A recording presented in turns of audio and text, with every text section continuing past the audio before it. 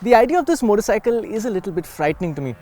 You see, the Ducati Panigale V4 is the most intense superbike I have ever ridden. And this Street Fighter V4 is basically a Panigale without the side fairings and with a flat handlebar. Yeah. Of course, there are a few more differences than that, which we'll get to. But yes, the Street Fighter V4 effectively uses the same chassis as the Panigale with the same steering geometry. It also uses the same magnificent 1103cc V4 engine that produces 208 horsepower in this application. That's just 6 horsepower down on the Panigale, but the Street Fighter also gets a significantly shorter final drive ratio than the Panigale, so for all practical purposes, it will feel even more energetic at road speeds. And let's not forget, 208 horsepower is still enough to make this the most powerful production naked motorcycle in the world, on par with the MV Agusta Brutale 1000. The Street Fighter V4 also presents our first taste of this engine in BS6 form, and the stricter emission norms haven't seemed to have made much of a difference to the sheer violence on offer.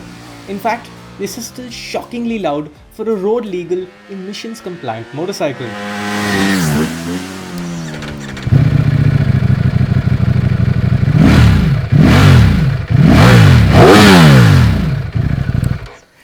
I have no idea how Ducati gets that through the regulatory tests, but I'm not complaining. This is a loud, mean and angry sounding bike. It's an awesome sounding motorcycle. The whole mean vibe extends to the design as well, with an aggressive face replacing the beautiful front end on the Panigale. The beauty begins to return at the side, and while the shape of the fuel tank and the rear subframe are both slightly different on the Street Fighter, they're both designed to look very similar to the Panigale. That downward firing underslung exhaust means that there's no end can to mess up your view of the forged aluminium rear wheel that's mounted on a single-sided swing arm. And then there's that sensational rear end, which is pretty much identical to the Panigale and probably the most beautiful in the business. Now, with its wild design, booming exhaust and these massive wings sticking out the side, the amount of attention this bike gets is unending. Speaking of these wings, Ducati says that they create 28 kilos of downforce over the front wheel at 270 kilometers per hour. Now, there's no way I'm going to go even remotely close to those speeds on the public road, so for today we'll take Ducati's word for it. However, I am a little surprised by how they can take so much abuse, because they don't feel particularly tough. Tough or not, you'll be happy for every bit of support you can get when you twist the throttle open on this motorcycle. Now, I've been lucky enough to have ridden many seriously fast machines, but nothing with this combination of insane peak power, a 15,000 RPM redline, and no wind protection to speak of. By the time you cross 8,000 RPM, things start getting seriously fast, and you need to lean over the wide handlebar, not just to fight the wind, but also because it feels like the bike is trying to leave you behind. And then you realize that you're just halfway through the rev range at this point, screaming past the 10,000 RPM mark, and then through those final 5,000 revs is a frightening yet life-reaffirming experience that will put anything short of a hypercar to shame. With a power-to-weight ratio of over 1,000 horsepower per ton, it's just unreal how fast this bike can be. But what I found myself even more amazed by is how Ducati has made this literal bomb of an engine feel usable. This is definitely one of the all-time great engines that I've ever experienced. The sheer speed of it is just something else, but it also has a sense of fury and character, while somehow being smooth once you get the revs up. There is, however, a sense that Ducati has put a lot of work into tuning the motor and the electronics that control it to give you, the rider, some sense of control over this beast of an engine. In fact, you can set the bike to the lowest of its 3 power modes, which restricts the peak power to about 150 horsepower and makes it feel very docile, almost too docile. No matter what power mode you use, the throttle response always feels very controllable and never unpredictable. Now, you would expect this to be a demonic wheelie machine, but somehow the Street Fighter just hooks up and drives forward from second gear onwards. Ducati has achieved this by limiting the torque in the first 4 gears, giving this bike the latest generation 8-level wheelie control and also extending the wheelbase by 19mm over the Panigale. Those wings must surely be doing some work as well, and this engine has a counter-rotating crankshaft which also helps in this regard. The engine is also shockingly smooth for a Ducati. It's still not turbine smooth at low RPM like an inline 4, but it's miles better than any V-twin Ducati out there, and you can actually go as low as 50 kph in 6th gear. This is a far easier bike to live with compared to the Panigale simply because the riding position is so much kinder. Yes, it's definitely sporty, but it's nothing like the brutal Panigale. And this is the sort of bike that you could live with on our roads for those special rides. However, don't go thinking that this has suddenly become a very practical motorcycle. First off, the 845mm seat height is even taller than the Panigale because this bike gets a more thickly padded seat that's actually pretty comfortable for what this motorcycle is. Then there's the heavy clutch that's also quite grabby at city speeds. The awful superbike style turning radius is a pain as well, but most of all, there's still plenty of heat for you to deal with. Now the Street Fighter runs very warm at all times, even if there's no traffic around you. The engine has a clever cylinder deactivation technology that cuts off the rear bank of cylinders at idle, but things can still get seriously hot if you're stuck in a heavy traffic jam.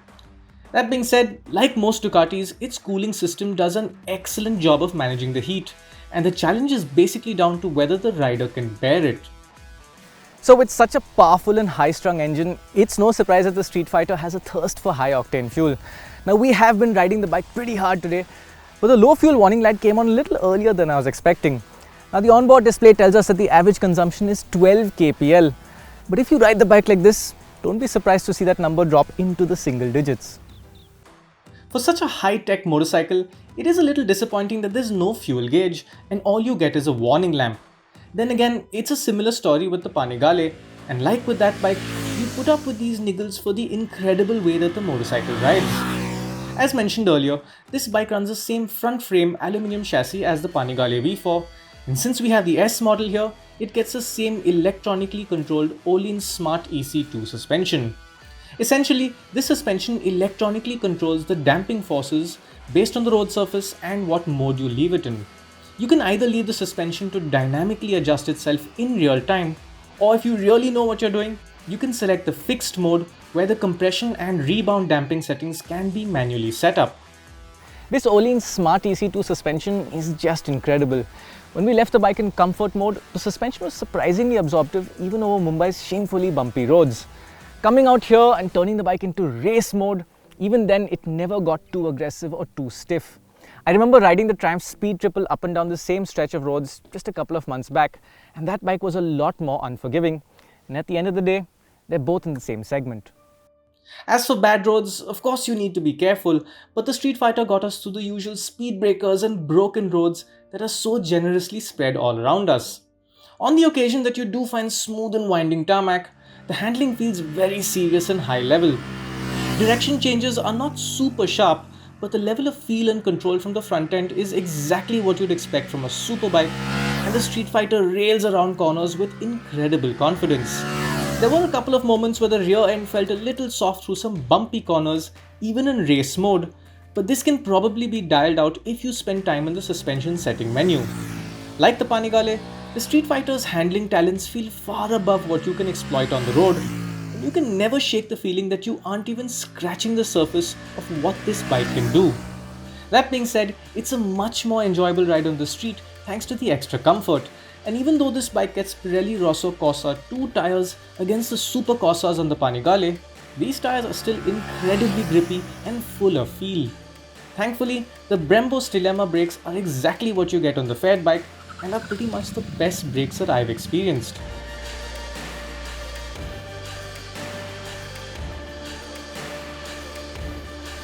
It's a similar story with the huge electronics package that comes straight off the Panigale.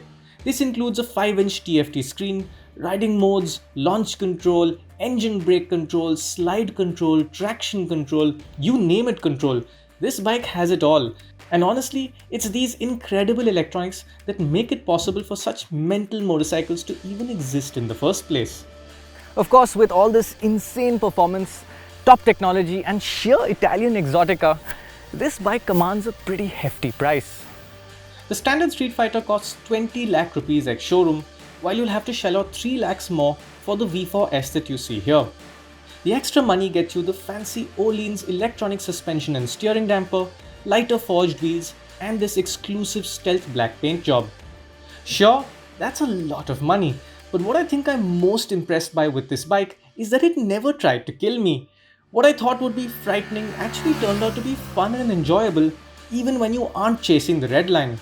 I didn't really enjoy riding the Panigale on our roads a few years ago, but the Street Fighter V4 is another story. It may not be as drop dead gorgeous and it certainly won't protect you from the wind, but in every other way, this bike lets you enjoy the full Panigale experience without most of the pain. And that's an incredible achievement. Is there any sense in having 208 horsepower in a road going naked motorcycle or paying such an insane amount of money for it? Not really. But the thing is, the Ducati Street Fighter V4 is an indulgence, and it's one I found myself enjoying a whole lot more than I thought I would. And at the end of the day, the best indulgences in life don't really make a whole lot of practical sense. So, if you can afford it, go ahead and indulge yourself in this mad motorcycle.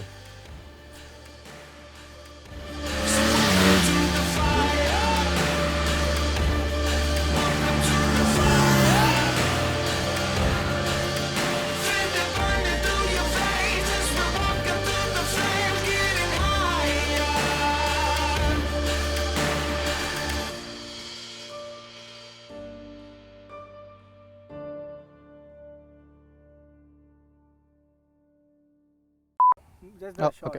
Arey, you people and your cutaway shots, na? Arey, this is what makes the video. Shall I do a quick wipe? Come prepared this time. This is the Smart EC2. Hollow Man? No, just Burning Man. It's the Itchy and Scratchy show. It's Itchy and Scratchy taking the Panigale Street Fighter V4 out for a spin and not killing themselves. There should be one, what is that shot? Montage shot. The expert producer at work. Where you show the face of the bike, that angry face, and you match that with the sound of the grunt, the engine. This is why Rishabh gets the big bucks.